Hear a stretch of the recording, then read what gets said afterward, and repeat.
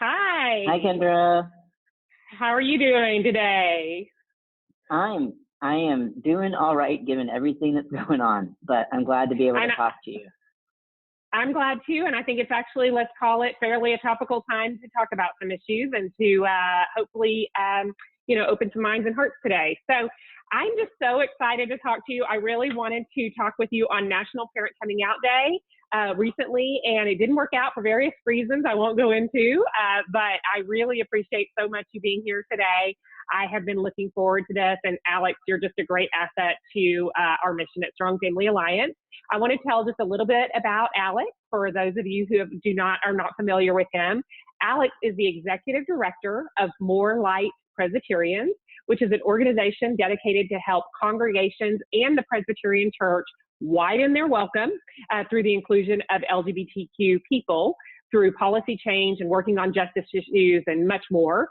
He helps churches increase their vitality in this way. And I love the way you put that, Alex, increasing your vitality by widening your welcome.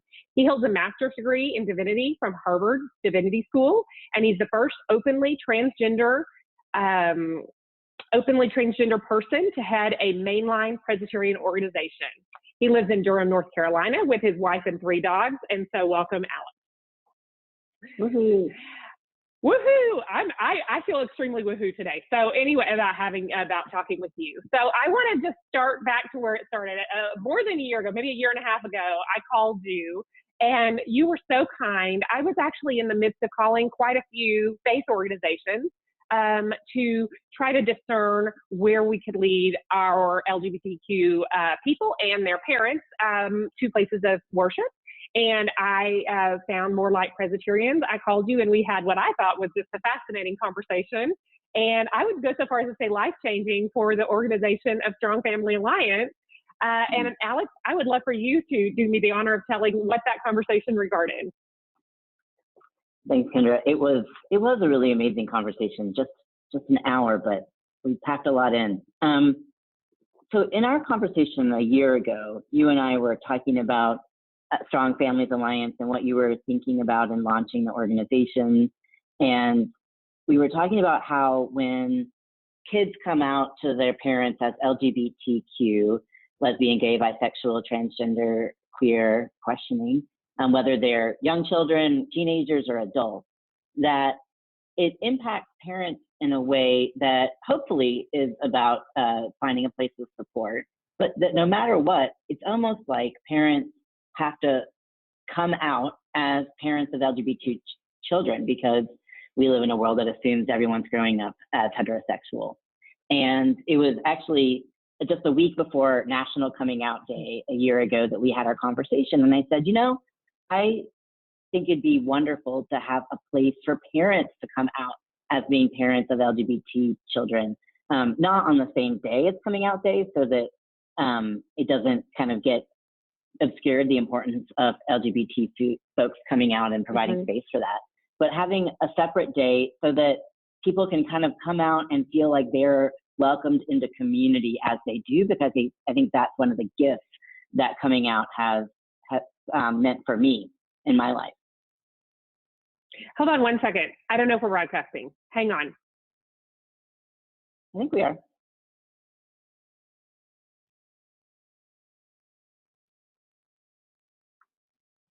All right. I just want to make sure. Hi, everybody. Okay, we have 6 people on. Did you see people on before, Alex? I think so. Yeah, we're good. Okay. I see people. Okay. All right. Alex, just in case you're just joining us, I just want to review that Alex McNeill is joining us from More Light Presbyterians. He is the executive director of this organization that is helping Presbyterian churches increase their vitality through welcoming LGBTQ people. He actually, I'm just reviewing, that he actually came up with the idea for National Parent Coming Out Day in a conversation a little more than a year ago. And I just loved it, and we loved it. And that became sort of one of the things that we do at Strong Family Alliance, as one of our pillars is helping parents come out to, and when we say coming out, it's not the same as coming out as LGBTQ. It's actually just supporting, loving unconditionally in whatever way is right for your family, into whatever comfort level your child feels. So I want to go ahead and just dive in, because I know that there are people right now that just given that brief introduction, they thought, wow, that's great. That's awesome. What a great idea, Alex. You're a genius, like I think. But then there are other people that are like, whoa, I may just consider turning this off because this video may not be for me. And I want to just acknowledge those people and to say that this video is a place for baby steps. And everybody takes them. Probably, Alex, you took them. I know I've taken them. I am what some people would call a suburban housewife. I do work, but I live in suburbia. I am a person who you might not consider to be an advocate for this cause. And I just want to briefly explain, and then I want you to talk about your connection to the cause. But I want to briefly explain the fact the reason I am involved is I have been personally affected by friends and family who have their parents have had tremendous trouble accepting their children. And honestly, the results have been devastating in some cases and very sad in others. The range has been devastating to sad, when the parents' acceptance has not been there. And I feel for those parents because anytime you go through a child having trouble in any way, it's hard. I'm a mom of a 9-year-old and it's hard. So, but I want to say that when I learned about the statistics on suicide and depression and anxiety and drug abuse and all those sad things that happen to people, they are so escalated when a child is LGBTQ. And the number one determinant of the outcome of those children is parental acceptance. And boy, that hit me like a ton of bricks because, again, we all have kids that are different than we thought and whatever, but our ability to accept them, and I'm not trying to preach at all, I promise, but, our ability to accept them is really our job, I believe, and our ability to try to help them flourish and thrive. And I think that just out of pain comes sometimes maybe not our best behavior or not our best knowing what to do, and I just am here for you. I'm here for those parents that feel that way. And Alex, what I love about you is you're here for them too. And you have grace for those people who have a hard time. And that just makes me so happy because I think a lot of LGBTQ people, understandably so, have a hard time having a heart for this audience that has hurt them so deeply. So so I'm going to switch gears. So I wanted to kind of just bring up that little introduction and just say, this means so much to me, Alex, because you are touched by this and yet you have so much grace. So thank you. But I want to switch a little bit to your work. So that's who I am, and that's why I'm here.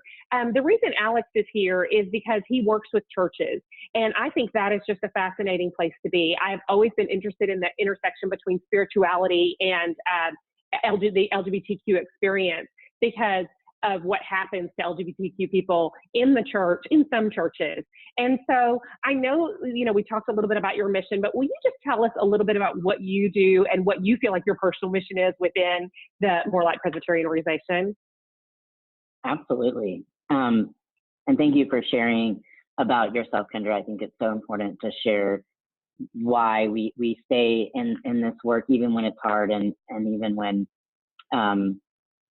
sometimes it feels like it's hard to even kind of make an inroad, but what we do matters and what we say matters. So I grew up Presbyterian some of my earliest memories are of going to church. And church was the place where I felt like I could be the most myself. So I was the kid running around the fellowship hall. I was the first person to, arrive at youth group. I rang in the handbell choir. Like church was my home away from home. And my family moved around a lot when I was growing up. And no matter what school I was in, church was the place that I felt the safest, actually.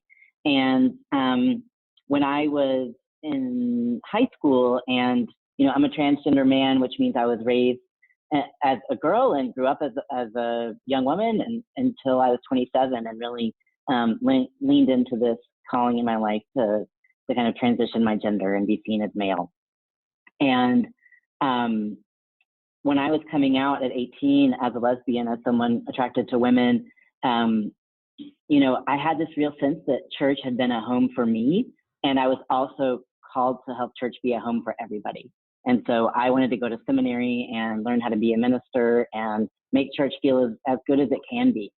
And what I learned when I went to college, after coming out to my parents and the pastors of my church, of a Presbyterian church in the early 2000s in Western North Carolina that, to me, had never preached against homosexuality, thankfully, but I didn't quite know how it was going to be received. But fortunately, my parents and my pastors were willing to be on a journey with me and offered support pretty quickly because there were people in their life, like Reverend Janie Farr, who's a pioneer in the Presbyterian Church, came to Western North Carolina and talked about her life as a lesbian woman and as a minister. And my parents got to see, gosh, you can be Christian and LGBT and be a fantastic, fabulous person. And that wow.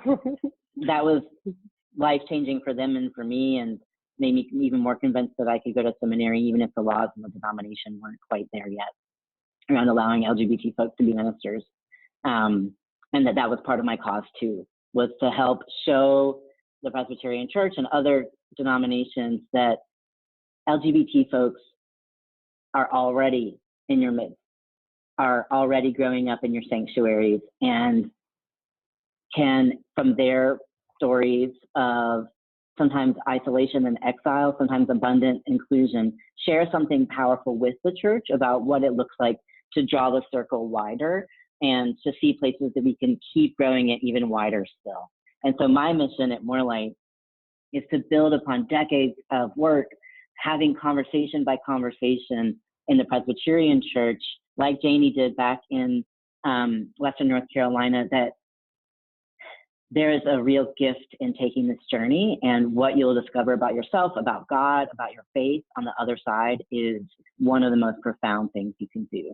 And so we offer resources and training and in-person visits to help churches explore that and wherever it feels right to them. I'm going to Alabama this weekend to preach at a church in Tuscaloosa that they just merged with another church, and they decided they wanted to remain and become more light in Alabama. And I'm so excited to get to be with them, because I think that we can't assume anything about what it means to shine that light, but we can know that when you're in a place to offer visible, tangible welcome in your communities, it can be a light and a life-saving one for folks who are LGBT and their families. That's so great, Alex. Oh my gosh, I've told you this before, but I'm so glad you exist in the world. It is a true statement. And I think you're a little humble. You say you have conversation by conversation. You briefly mentioned it, but you do trainings with churches all over, and with hundreds and thousands of people have been trained by you. And I know you're also in partnership with other denominations. People may not know, and I think this is so interesting. There's an organization within probably every denomination and every world religion that is trying to shine the light and widen their vitality, their net to increase their vitality as well. And I love the partnership that you have with some of those organizations that are really trying to redefine and help broaden what it means to be a Christian to include all. So appreciate that. So I'm sure it doesn't go swimmingly all the time. I'm sure there are some struggles churches have. I just want to briefly touch on church struggles that churches have. What are some of the stumbling blocks? And just tell me, how do you overcome them, and what's the outcome? Tell me a story, Alex, about what happens in this case. Well, I think that there are struggles from the range of theological. Maybe there's something in how you read or view scripture that's in the way of really opening a place for LGBT folks within your midst. And what is wonderful is that there's a lot of resources that you can turn to even as individuals, whether you're the senior minister or singing in the choir, or you've just become a member of a church. There are so many resources for you to start exploring the scriptural element of support for LGBT people and God's love for all of God's creation, which includes LGBT people. And we actually have on our website, and I believe Strong Families does as well, books, articles, places to turn to really dive into that. And so I think fortunately that's a well resourced area of struggle. It's a hard struggle. Yeah. It's a tough one to overcome. I think that if you're with someone who's struggling with scripture, I think our temptation is to really become a biblical expert and say, well, in Leviticus, here's the real Hebrew and the context. And that's important for our own internal sense of how we read the Bible, but I can guarantee that the person receiving that who's really struggling with Leviticus, that's not helpful. And so if folks are in a struggle in that kind of place, and if someone in your life is in a struggle in that place, then what I often encourage folks to do is to almost reframe how we engage around scripture. Like, it's not about going battle scripture versus scripture, but to actually have a conversation with them about, so where is it that you find, like, what's your favorite biblical passage? How do you understand God from the Bible? Kind of going back to some of the positives from the Bible, but instead of using it as a weapon, and really drawing a boundary that if someone's trying to come at you with, Leviticus sharpened to a sword point, that you don't have to sit there and get poked by it. That you can say, no, I'd rather have a conversation about what the Bible means to you. And hopefully it means something more than just preaching against homosexuals. So, well, and I feel, yeah, oh, go ahead. Sorry, go ahead. Well, we go ahead and say something about that, because I have more to say about other kinds of struggles. There's so much. Well, I was just going to say, I think that, that looking for commonality is where you're coming from. I don't think the Bible, using the Bible as a weapon, I feel like it's such a no-brainer to me, and hopefully to people listening. But it's just such an unhelpful thing. But, that brings up, Alex, something we talk about sometimes at Strong Family Alliance, of baby steps. And I know this as a mom, again, this is where I'm coming from, and this is where Strong Family Alliance is coming from, is really trying to help the heart of parents just come to terms. And I think that the term baby steps, little steps, kind of applies here. And so can you just talk to me a little bit about the baby steps that parents can take, the baby steps that, and then even the LGBT person can tell me what you've seen, and how do people overcome this? I'm sure this is very tricky, and how does it get overcome successfully? Yeah. I think that was my next thing. So great. Thanks for kind of queuing it up. I think baby steps can happen in all kinds of ways. Sometimes a baby step is as simple as, having a conversation with your loved one that identifies as LGBT, and if you're struggling with it, really, if there's a place to like name, this is causing me pain as your parent or loved one, but refraining from blame, like naming but not blaming, like naming, this is painful, but not saying you did this to me, because I think that's what stops conversation and brings down walls and gets people defensive. But a baby step could even just be like, gosh, this is painful, but I still love you. That's simple, and that's a real message of support and acknowledging honestly that you're struggling. I think the next baby step is in doing some of the education work for yourself around how, like, engaging with perspectives on this issue. So I think that one place might be like just learning some of the basics around terminology even. So More Light created an online webinar called the More Light Teach-In, that are online videos that you can download and watch either as an individual or within your church or your Sunday school class, or as a group of parents, and that walk through some of the terminology and offer some stories and ways to engage that I hope feel non-threatening, and you can kind of take it in on your own terms and time, but to kind of increase that knowledge so that when your child is saying something to you about their identity that maybe you're not familiar with, you're really taking some space to kind of learn that for yourself. And I think that ultimately what that does, I mean, it's all about building relationship and kind of breaking some of the myths that get used around LGBT people to enact policies like what we just saw this past week, that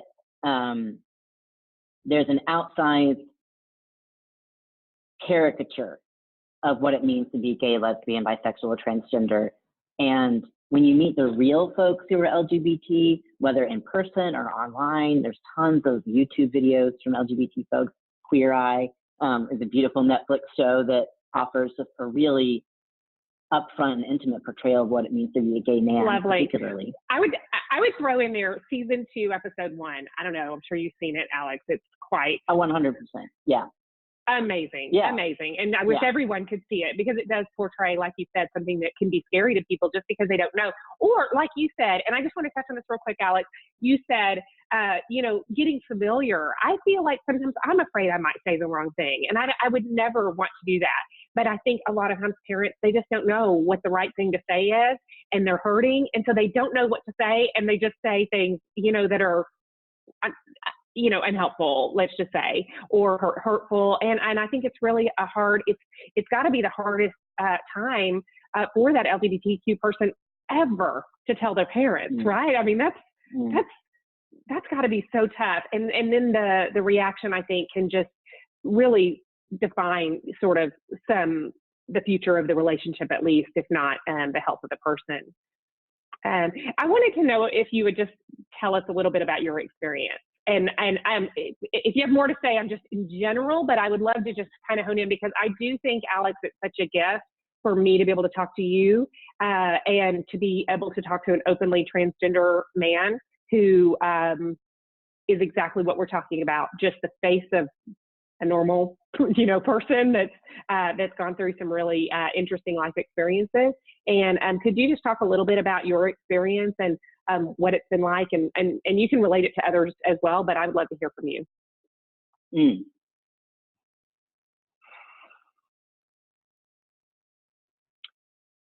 I think my experience right now as a transgender man who is white, who is kind of normative in my gender presentation, that most of the time people don't know that I'm transgender. And I do a lot of coming out about it in church basements and in pulpits and in other places and here on this video, because I think it's so important to share that piece of myself, because it does offer, trans people come in ways you may not expect, and we can't assume anything about what folks' experiences in their life may be. For a long time, I shared that I started the medical side of transition at 27, which is the hormone piece that started lowering my voice and eventually changed my body shape and facial hair. I wasn't born with this beard. And for a long time before that, at least a decade, from 18 to 28, I walked around in the world as someone who people weren't sure whether I was a man or a woman when they first met me. And what that meant is that people stared at me a lot trying to figure it out. People would just kind of stop their conversations and watch me walk by. I remember experiences on my college campus here in North Carolina where people would, just kind of stop talking, watch me walk by, and then resume their conversation, but talking about what had just happened. Like they had just seen a queer person, or the words they used weren't very nice. And I remember especially when I moved from seminary in Boston to DC, I have very vivid memories of trying to go to church in DC. And there's a lot of progressive churches in DC. It wasn't hard to find a church that supported LGBT people in their mission statement. But as a gender nonconforming or gender non-binary presenting person walking into a sanctuary, I got lots of stares from the pews as well. And at coffee hour, no one would talk to me because they were afraid to mess up. They were afraid that, I don't know what, that maybe I was just a stranger and a little too strange to talk to. And I do this work, and the reason I come out so frequently as a transgender person is to continue to make room for those that are so visible in their gender non-conformity or non-binariness as a way to just help folks see the inherent beauty and humanity in people in their gender journeys. And the way that I teach about trans issues is really getting folks to think about their own experience growing up as male or female, coming to their sense of self as a man or a woman, in a society and culture that has a lot of things to say about what you should or should not do as a man or woman. That in reality, we're all making decisions about what it means to live out our sense of self as a woman, man, gender non-binary person, or a transgender person. That's not a unique experience for us as trans folks. That, you know, whether we decide to wear pants or a skirt or makeup or not, or our hair short or long, there's all kinds of decisions that we're making that are about representing our sense of interior self, who God created us to be in this world that has a lot of outsized expectations around gender. And so I think that one of the baby steps folks can take, just to go back to that question, is really thinking about your own gender story. That it's not, you don't have to wait till you meet a transgender person to really start that journey for yourself. Interesting. Yeah, I just think it's so interesting because I think for me, I didn't have that sort of treacherous feeling about it. And so it's hard for me. I understand what you're saying, Alex. It's hard for me to think, boy, that would have been a confusing time. That would have been a hard time. But I believe you. I think that's all I can do. I can believe that it was really hard to think, what was that like? To be like, wait, maybe I don't feel the exact way that maybe I can perceive that other people feel, and things like that. You know, and I think at the very least, just believing, you know, and accepting that is really, really hard. And so I appreciate you telling that story. I just feel like at this moment in time, I would be remiss if we didn't talk just for a minute about what's happened this week. I know, and I just hate bringing this up, Alex, because I know it's a painful topic, but you're committed to change, and I feel like I want to be committed to acceptance as well. And so there has been an issue in the news, and it is happens quite frequently, where something comes up and there's something about bathrooms or defining gender at birth or, you know, whatever. And this kind of came up this week. And, you know, I just want to know your feelings about it. I really want to know, how do you feel this affects people? How do you think it would affect you? How do you feel it will affect other transgender people, especially maybe transgender people that are more maybe in the margins, more those people that, you know, people are talking about, they don't know, you know, non-conforming or whatever. How do you feel like it will affect them?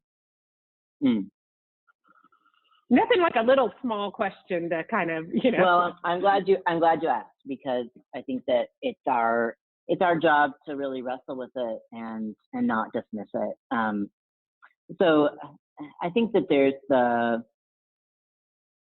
legal side and the interpretation of law that really was what the New York Times report was all about. That there's been this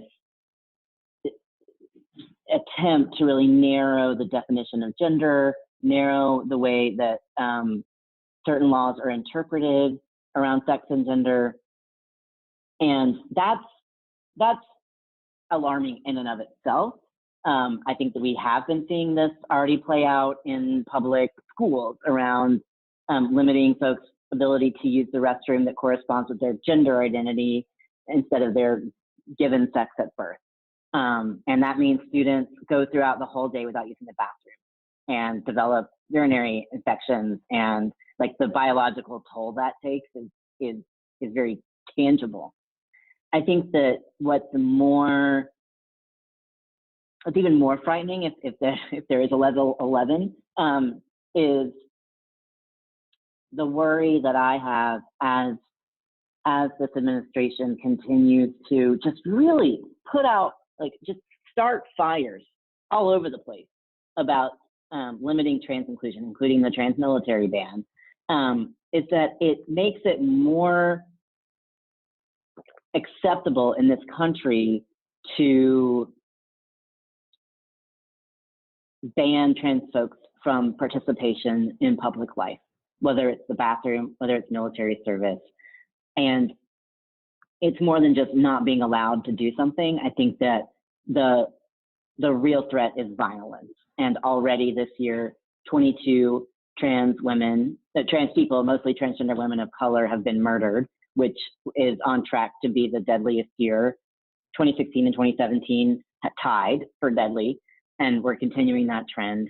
And so there are already so many people who are transgender who are subjected to the kinds of tests, genetic and genitalia tests, that it feels like the Trump administration is lifting up here as a possibility. And so my worry is that it continues to send a message that it's okay to do that. And to the trans youth who are figuring out their own identities right now, and older trans folks who are figuring out their identities right now, I think that it continues to send the message that the punishment for being trans is death. Wow, pretty heavy. So I guess, and I don't know if you have an answer to this, Alex, but I just have to ask you the question. You said we talk about, people on trans people and how that will affect them. I always think about, well, how are these laws going to affect other people, non-trans people? What are they so afraid of? Like, what is it that they feel? What is it that people feel afraid of that would cause these laws to feel like a good idea?